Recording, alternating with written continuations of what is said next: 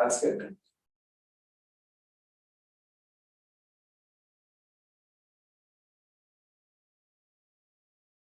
Morning, everyone, and thank you to all in attendance today. I'd like to call to order the meeting of March 29, 2023, County of Perth Land Division Committee. To those who are participating online, I'll remind you to please mute your microphones when not in use to reduce feedback. Before we proceed, we will confirm attendance of the committee members by roll call.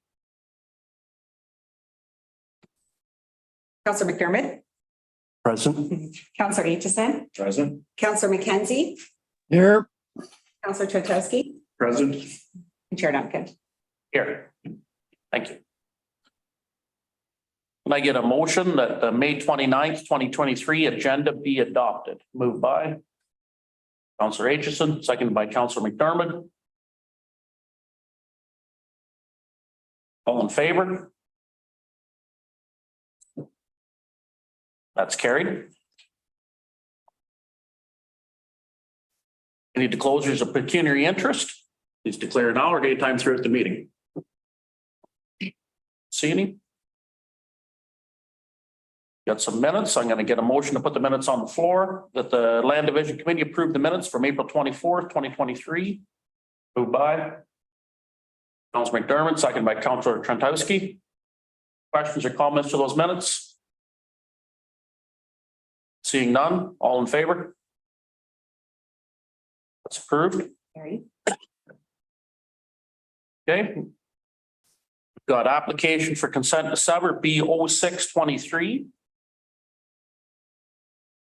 And planner from Perth County, Pune Dirkshawn, will present. Thank you. Good morning, everyone. I will have a short presentation for today's file. I'd like to present to you the surplus farm dwelling severance application submitted by Peter and Nell Beerput for 4062 line 50. Next slide, please. Thank you. The property is located on northwest of Perth Road 119 and line 50 with frontage on line 50. Mr. and Mrs. Beerput already have a farming operation in Perth County with an active farm business registration number. It has a residence. Therefore, this residence is surplus to their needs. The intention is to sell the severed parcel to the current tenants. As we all know, the subdivision of agricultural lands is discouraged by the planning policies. However, the surplus farm dwelling applications are permitted given the applicant meets certain criteria such as the residence being surplus to their farming operation and the severed lot is minimal in size. The severed lot is proposed to be 0.40 hectare in size with frontage of 55 meters along line 50. It includes a house, a garage, propane tank, septic system, and the grain bin. The garage acts as a boundary on the east and south of the site, while the propane tank provides a boundary to the west of the subject site. The size of the proposed severed lot is minimum in size and is evaluated based on the site-specific features. The retained lot would be 40.27 hectares and no site alteration is proposed on that site. The property is designated agricultural as per the Perth County official plan and is zoned agricultural as per the Perth East zoning bylaw. The proposed severed lot would comply with the minimum lot area and frontage requirements of the Perth East zoning bylaw, as would the retained lot. The third slide, please. So the notice of public application was issued on April 3rd. And the public notice sign was installed on the property on May 12th. As of today, I received 2 comments regarding the severance application. The first is from the UTRCA. They have no objection or concerns regarding the proposal. The second comment is from the neighboring property. The neighbor is across from the subject land located at 4061 line 50. Their concern is twofold. One is that on their property, they would like to build a barn in the future. And because of this residence, they are concerned that there's going to be an MDS2 formula calculation, and that would kind of make the driveway extended in their parcel, I explained that the residence is existing so that the MDS2 calculation would not be changed. But I guess their plan is to kind of demolish that building if they were to purchase that land from the current owners, and so that they can eliminate that kind of driveway extension on their property in the future. The second issue they have is that they would like to, for the future, they would like to purchase the retained and severed portion of these lands, and they kind of this severance would not permit them to do so. And with this, I would like to conclude my presentation. I'd be happy to answer any questions you may have. Thank you. Okay. Land Division Committee have any questions for planning?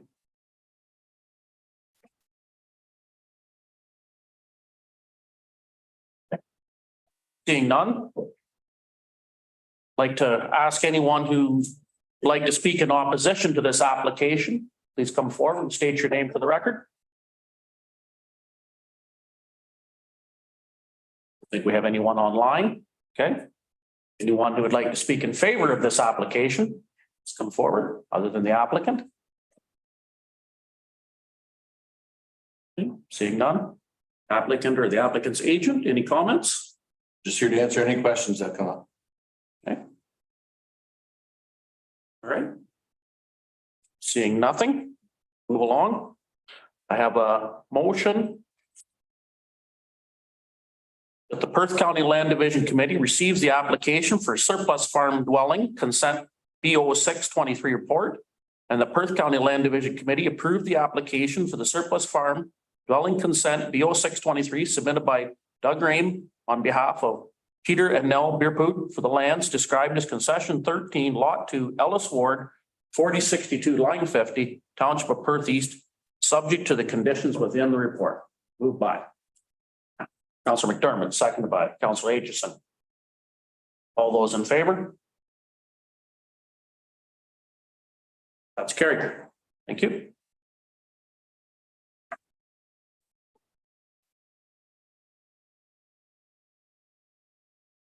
Okay, moving along. 5.2, application for consent to sever B4122 by Jim and Jennifer Richardson. Planner Bice. Thank you, Chair Duncan.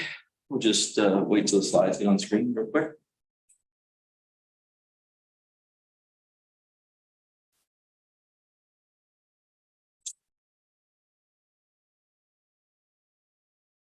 This application is for a consent to sever for a new creation of an lot in the community of Moncton, North Perth. The owners are Jennifer and Jim Richardson. The location is 140 Winstanley Street. Next slide, please. The purpose, again, is to sever this parcel to create an infill lot. The severed lot is the yellow colored lot, and that would be approximately 2,340 meters squared with 20 meters of frontage. And it'll have a depth of 115 meters.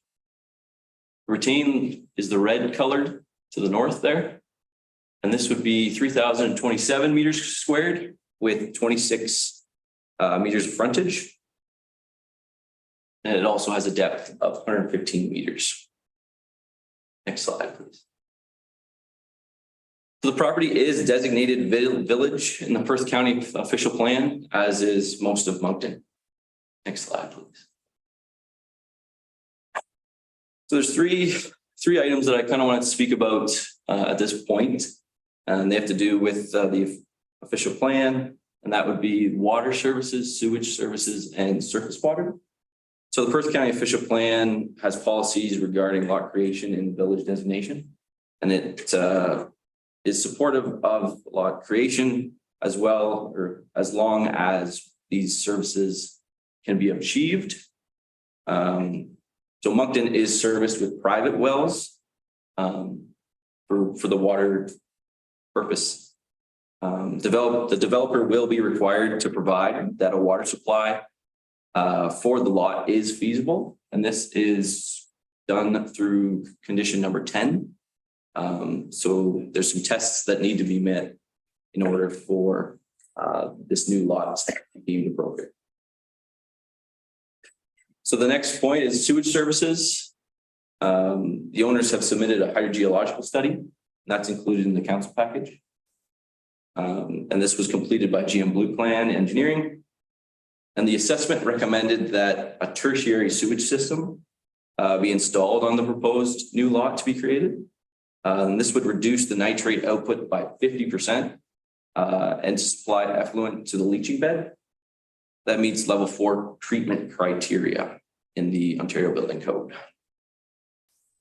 So the new on-site sewage service will be designed and constructed by a licensed septic installer per the Ontario Building Code requirement.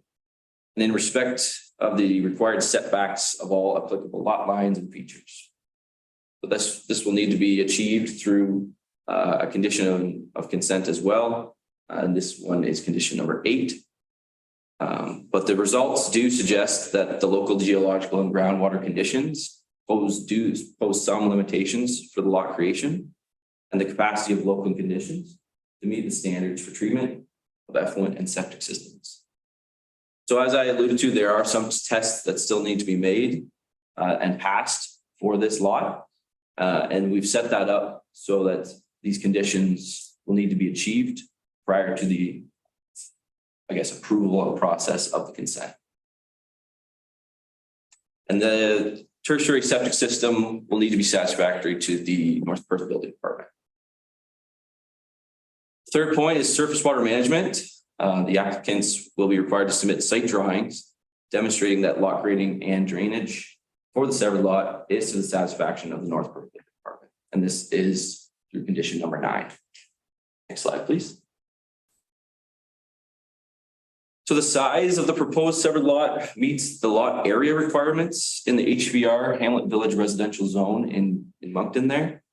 But a minor variance is going to be required to recognize the reduced lot frontage of 20 meters, where 24 meters is the requirement. And this is done through condition number 13. So consideration of the application to reduce this lot frontage will require demonstration that the site can be adequately serviced through the conditions above, as previously mentioned. So the MTO has submitted comments, and they are on the slide here. And the MTO requires that prior to the construction of any entrances for the severed and retained parcels, the owners shall obtain entrance permits to the satisfaction of the MTO, and that's through condition 4. Surrounding area of Moncton is predominantly low density residential. This is in the form of single detached homes and a variety of small scale commercial developments. There are some industrial developments as well of varying size and scales. And these are located predominantly to the south of the lots. So the low density single detached nature of Moncton will be maintained by the proposal as the residential lots located along Winstanley Street there, and that's the highway, are of varying lot sizes and lot frontages. The proposal is consistent with the single detached residential form, residential lot size, and densities of Moncton. Next slide, please. The applicants also submitted a D6 land use compatibility study to look at noise from industries and to ensure land compatibility with industrial commercial uses in the area. And the study prepared by GHD included that the development is not anticipated to cause compatibility issues. Next slide, please. So notice of the public meeting was given on May 12th, 2023 by regular mail to adjacent landowners. And a public notice sign was installed on the property on May 12th as well. At the time of writing this report, we've received letters from 5 individuals, and they are all attached to your council package. So you can ensure that you've all seen them at this point, but they've been attached for review. So staff recommend that the Land Division Committee conditionally approve consent B4122, and I can take any questions or comments at this time. Thanks. Thank you, Planner Bice. Land Division members, any questions or comments to this application? Trentowski? Through you, Mr. Chair. I guess my question, John, was on the sewage. You mentioned there's conditioning, a tertiary system is required. So can you walk me through how the design of that system would be submitted and reviewed for acceptance, and then maybe more importantly, how the construction of that system is overlooked and inspected to confirm that what is constructed matches what's shown on the design drawings? Yeah, that's a great question. Thank you. Through you, Chair. So what will need to happen essentially is they will produce a sketch by a licensed septic installer, and they will submit that to the North Perth Building Department for review to ensure that they can meet the requirements and are compliance with the Ontario Building Code. There'll have to be some communication between the planning staff and department, the building department, to ensure compliance and compatibility with each other, to ensure that what's submitted at the planning stage is what's submitted at the permit stage. And that's essentially what we will receive at this point. And I guess to follow up, then, if there's discrepancies, how are those discrepancies between what's on the approved drawing and the construction? How's that resolved? It's a good question as well. So essentially, the condition is set up so that you can first understand if it's feasible or not. So if drawings are submitted showing feasibility, then we will have to just essentially speak with the building department to ensure that one matches the other. And if it doesn't, we'll have to have those conversations at that point. Yeah, thank you. Anything else from Land Division Committee members? Okay. Anyone that would like to speak in favor of this application?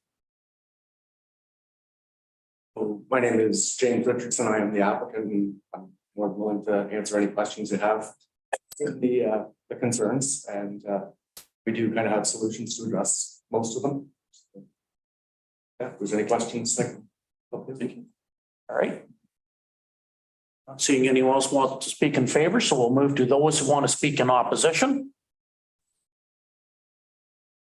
I would like to speak, and my son would also like to speak. He needs to go to work and he's online, so can he speak first, please? Yeah, I'm sure we can work that out. Sean, can you bring? is that Matthew? That's Matthew. Good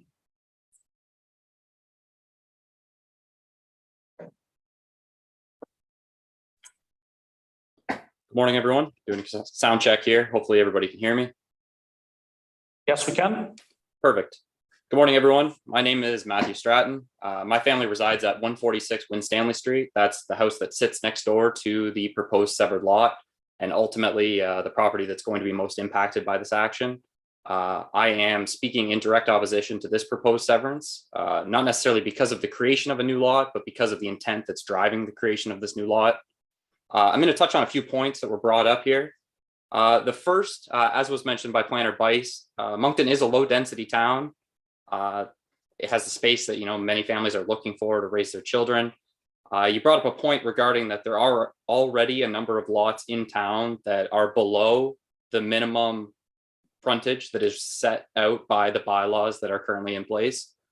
I guess my problem with this avenue of thought is, a lack of consideration to timeline around development.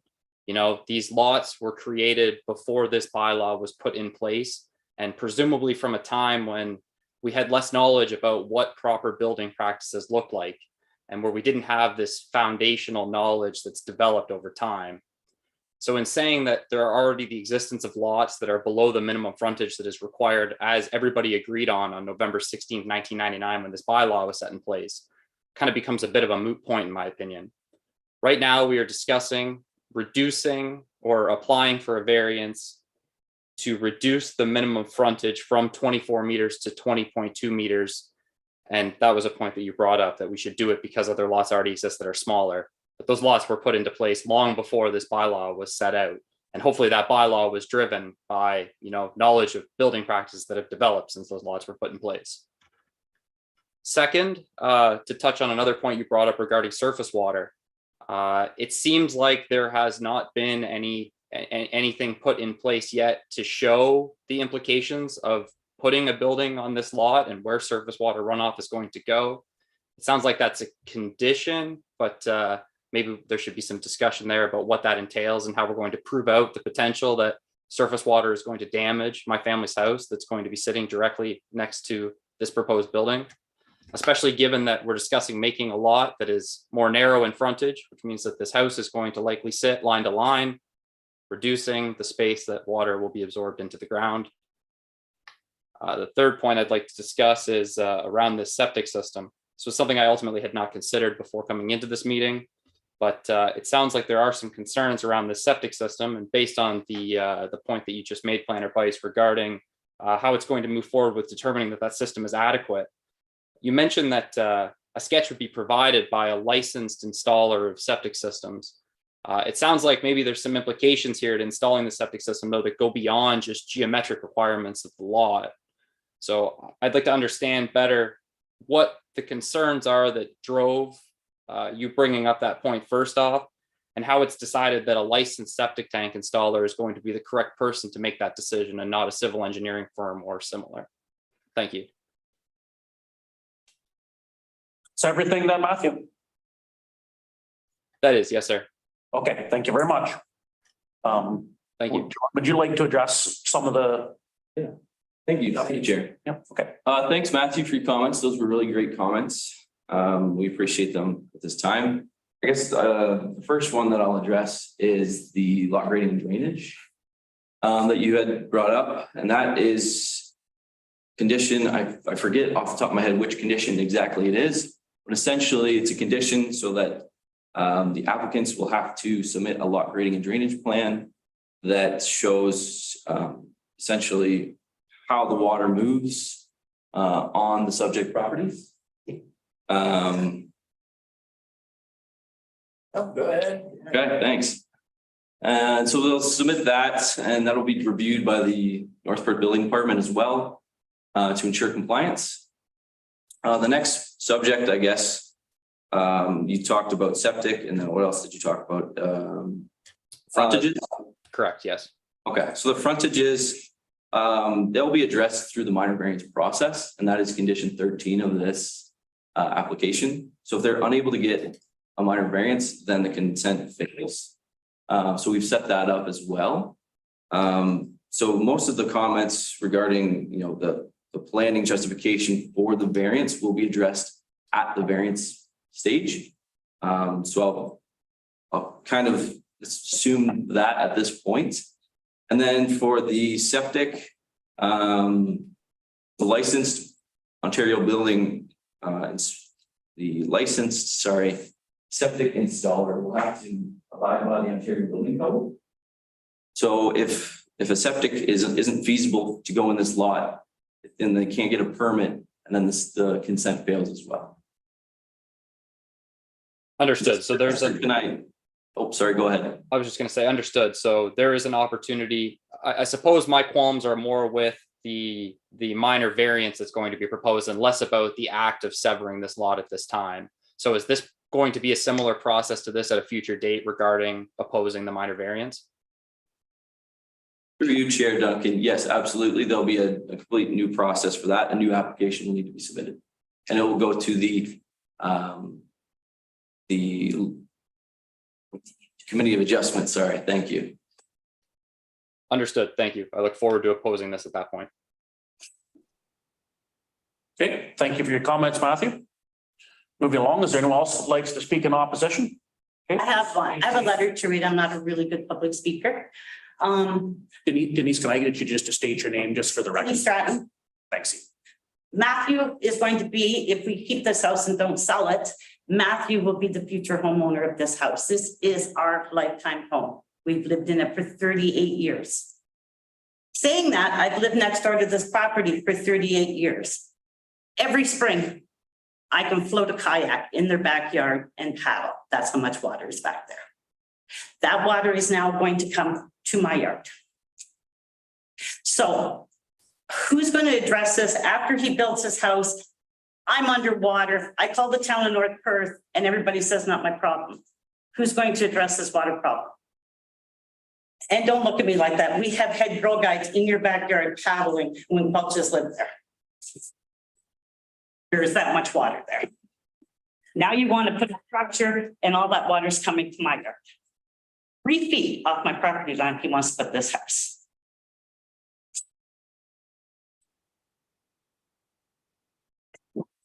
We are not happy. I am really upset that I'm going to have to sell my lifetime home for you to build a house and make money and move away. You're taking the house away from us. You're taking the house away from my family. We spent 38 years. We have 2 acres of land. I'm classified, which is why I yelled at you and I'm sorry. I had to get a permit to cut down trees. We have over 100 trees in our backyard. I don't even know if I can do this. I'm so pissed off. As the next door neighbors to the property, we have many concerns that are both personal in nature and concerns that have potential damage to our property, home, and lifestyle that we have enjoyed since we purchased our home and moved to Moncton in 1986. We have raised our family in Moncton. We've worked in Moncton. I have been a Girl Guide leader in Moncton for 35 years. As well as the consideration of is community driven. Secondly, the proposed lot that will be created from the severance will only have a frontage of 20.2 meters, less frontage than is required according to the governing bylaw. Which states in the late 1980s, we settled in Moncton because of the large lots, the generous distance between houses, which provides a perfect blend for community living and in-town community. We understand the goal of the infill development to increase the density of urban areas, but many people, including ourselves, choose and continue to choose to live in Moncton due to its rural charm and its town density. If you would like to buy or build a house in Moncton, there are building lots available to build on.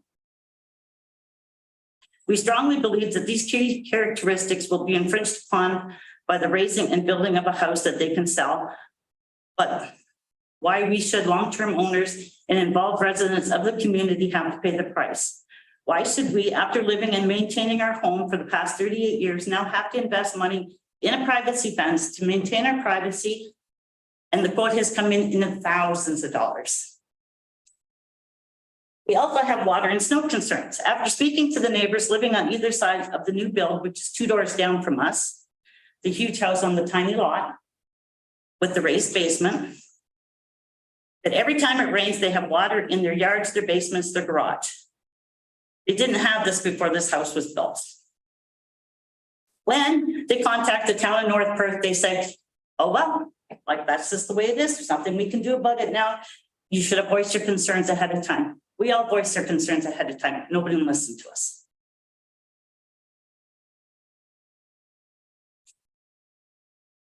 We feel that Mr. Richardson will be adding a huge expense to us to keep our basement and yard free of water. At our ages, both retired, do not need the expense of redoing our foundation because his water is pouring into our basement.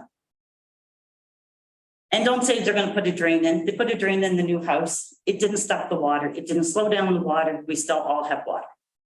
Moncton is built on a lake.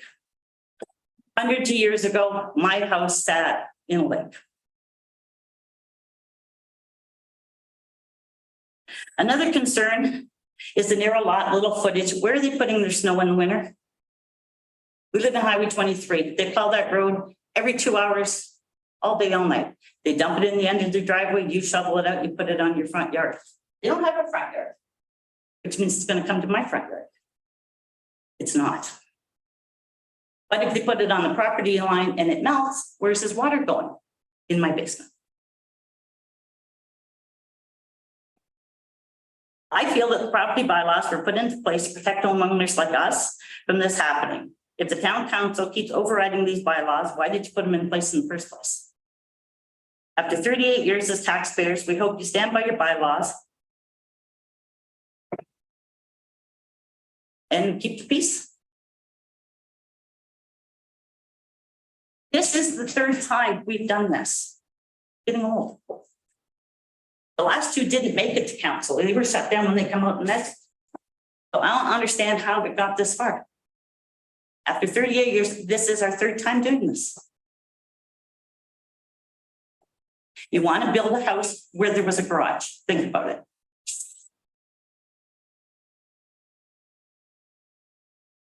Okay, that's all Denise, or? That's all I can say. Yeah. Thank you.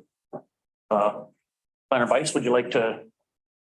I guess specifically the lot grading and drainage, I think is Denise's biggest concern here. So I think we need to be sure that we all understand the ramifications of that water. Through you, Chair Duncan, so as a condition of consent, they will need to submit a lot grading and drainage plan. So this will be produced by a surveyor, and that will take elevations of the property.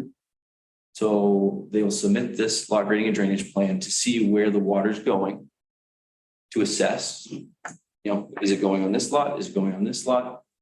And once we take a look at that, we'll be able to better determine whether a new lot or a new building for this new lot is feasible.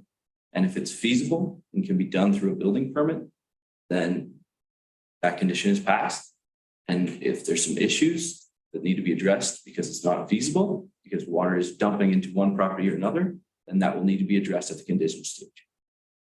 I actually have a video, if I can find it at home, of their water running into our yard this spring, like a little river. So their property is lower than ours, but they get enough water, it comes over. So now they're going to raise their property. Where's their water coming? And they're going to raise property.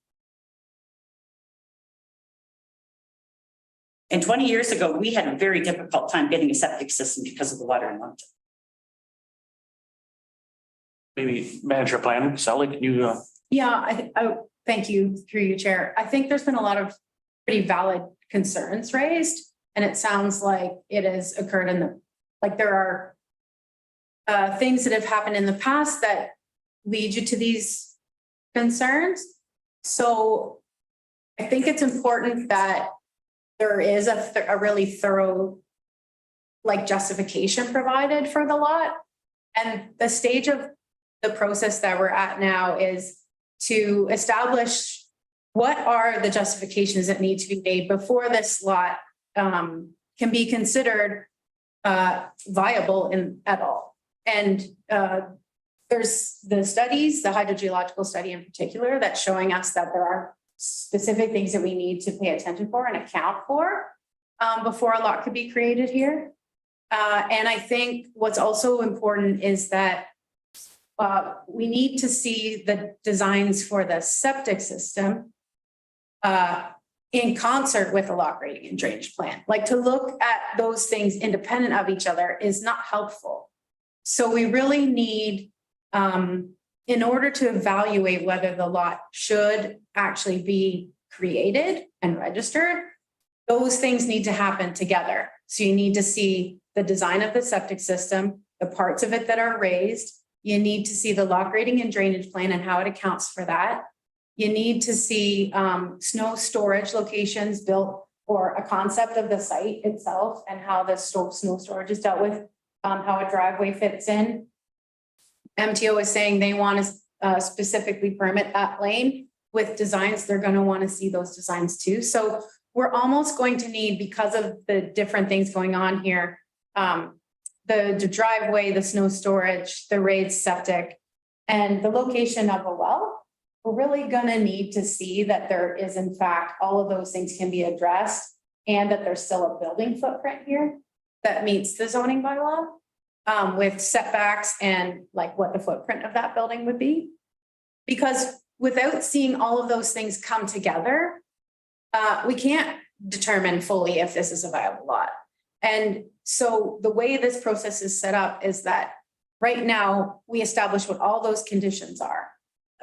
We get to see all of those things come together, all of the designs laid out together, so that we can assess whether these things actually fit. So the lot area does suggest that it's worth looking at because it is 2,300 square meters, I believe. And then whether they actually all work in this location with the narrowness of this lot is the question that we really need to actually answer. And we're gonna have to work in concert with those designers, the people with the expertise in each of those subject matters and the building permit. So we're gonna have to actually probably at some point sit down together and say, does this actually work? And how do we know? And what are our assurances?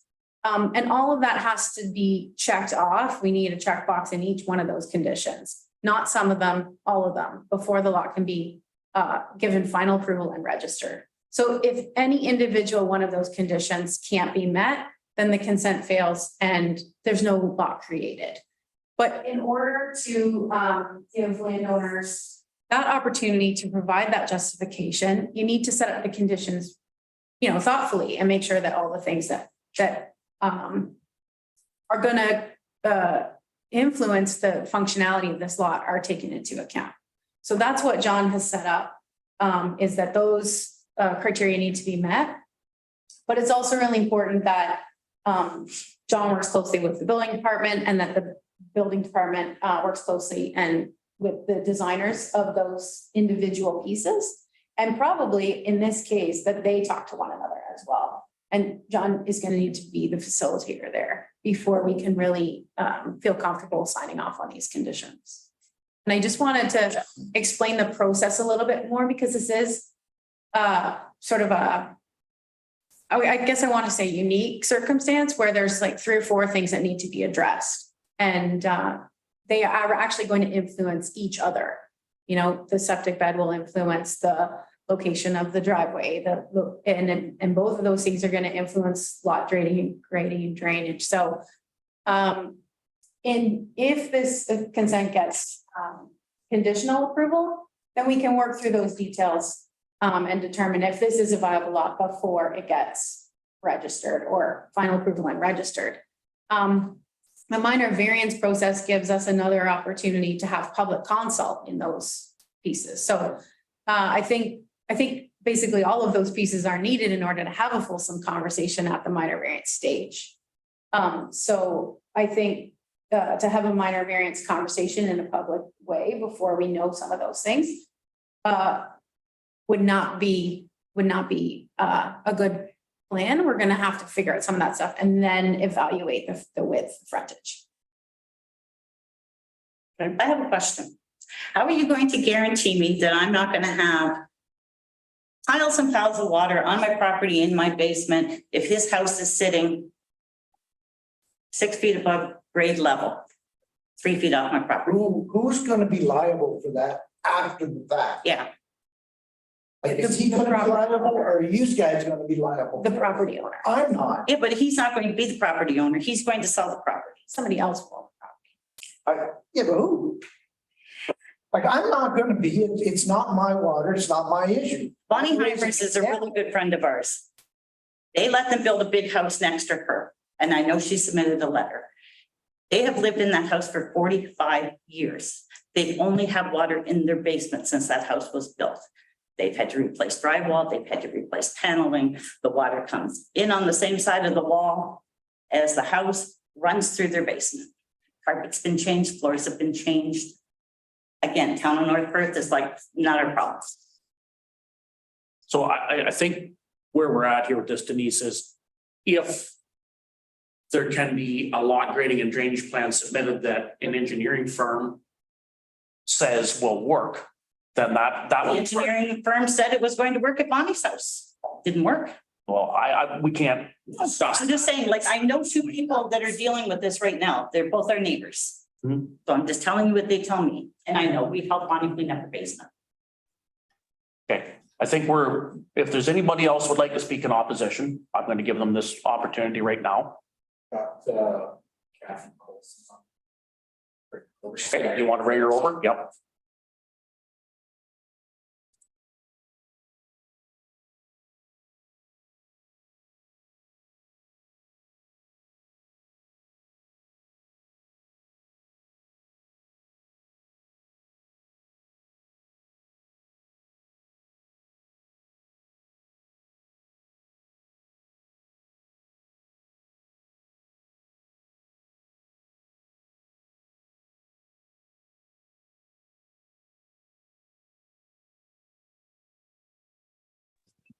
Hello, can you hear me? Yes, we can. Please state your name and then go ahead. Yes, my name's Kathy Colson and I live at 147 Brock Street in Moncton. And I'm at the, I guess, back end of the property. Forgive me, I'm not a public speaker or anything, so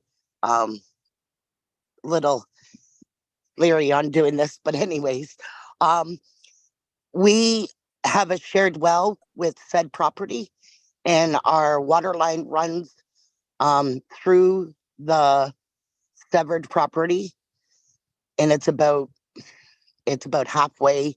It runs about halfway through the property, or something. I submitted a sample picture to John, showing where roughly the water line runs. And so our concern is if that any buildings or anything are built on there, and whether they're built back at the back of the property as well, if it would interrupt our water line. Okay, thank you, Kathy. Is that everything? And just who's gonna be responsible if it's hit? And do we have to submit another, like we have a private well agreement? And do we have to submit another sort of private line agreement that we're allowed, that if the water line breaks, that we are allowed on the property to fix or do whatever with whoever owns the property? Okay, thank you. Planner Vice, can you speak to those? Thank you, Chair.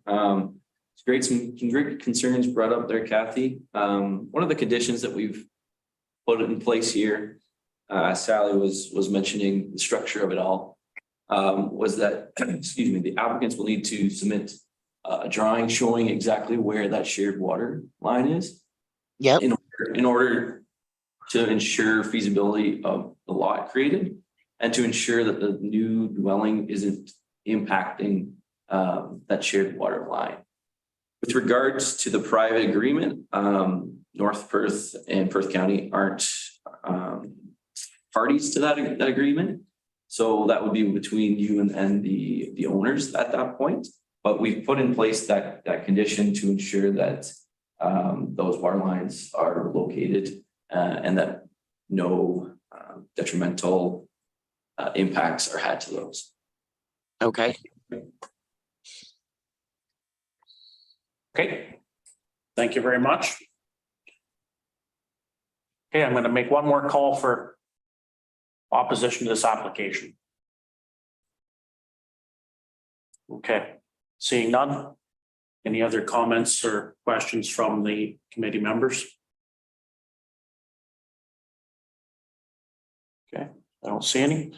Okay, I've got a motion that the Perth County Land Division Committee receives the application for consent to sever B4122, and that the County of Perth Land Division Committee approve the application for consent to sever submitted by Jim and Jennifer Richardson affecting the lots described as Plan 442, Lot 7, Elmo Ward, Moncton, Municipality of North Perth, subject to the conditions within the report. Can I get somebody to move that motion?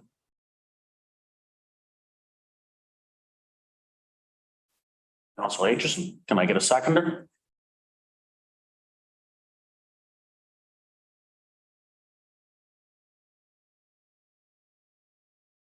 Okay, I don't have a seconder for the motion. I mean, the motion fails. Gonna have to ask for some direction now from our secretary on where we head from here. The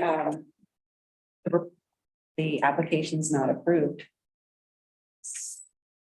Sean, I've never had this. Yeah, so a couple of things, because the motion fails, then the approval is. So it's the same as if you had a secondary and then.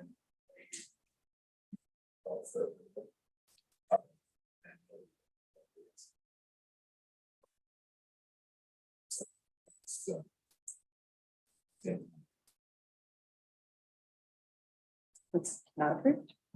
Okay. The motion has not been approved. It has failed. So I guess I do have a question for you, Sean. Is land division's decision is appealable to the OLT? Yeah, every planning decision is put through to appeal after each application. Maybe I'll have a specific. I think Bill 20 changes that. Oh, yeah, sorry. So. That's why I was hesitant to say for sure whether it is. Those 2015, opportunities on fence and minor variances. But there's not an appeal process. It would have to be a pre-application. If we Application. wanted to proceed again. So what I'm looking for is that, do we have confirmation that the public meeting closed? So, yeah, so at the end of the motion, then this is. Okay. So for clarity's sake, then the motion failed, so there is no approval. And we will be pulling together, a notice of decision that the application was not approved. And there is the only person, the third parties cannot appeal, but the applicant can appeal, like the owner can appeal and agencies of the crown can. So a third party cannot appeal. And then there's a 20-day appeal period in which you may choose to appeal the decision. And then if that 20-day appeal period ends and you have not, then the file is closed. And if within the 20 days you appeal the decision, then we will prepare a package for the Ontario Land Tribunal and they will schedule the next steps. Okay, thank you very much, Sally. I was unclear as to the changes with Bill 23 myself. They're quite new, so. Okay, can I get a motion to hereby close this public meeting? Councilor McDermott, seconded by Councilor Chantowski. All those in favor? It's carried. And we'll move along to reports, consent file status report. No? Thank you, Chair. I will discuss a quick highlight of my report submitted on May 10th. Since our last report and as of May 10th, we've had 4 new consent applications. We have 9 applications that are in process and 5 applications that have been approved through the delegated authority process. 5 applications have received final approval for which a certificate of official was issued. And currently there are 9 applications that are on hold until the applicant and or the solicitor can prepare the additional materials or studies required. Does anybody have any questions? Questions from committee members? Okay, I don't see any. So I have a motion that the Perth County Land Division Committee receives consent file status report. Moved by Councilor McDermott, seconded by Councilor Chantowski. All those in favor? It's carried. We don't have any correspondence. We have no appeals. We have no other business unless anyone on the committee has other business. Okay, I don't see any. No closed session. So our next meeting date is June 26th, 2023. And I have a motion that the Perth County Land Division Committee be adjourned at approximately 10:21 a.m. Moved by Councilor McDermott, Councilor McKenzie. All those in favor? That's carried.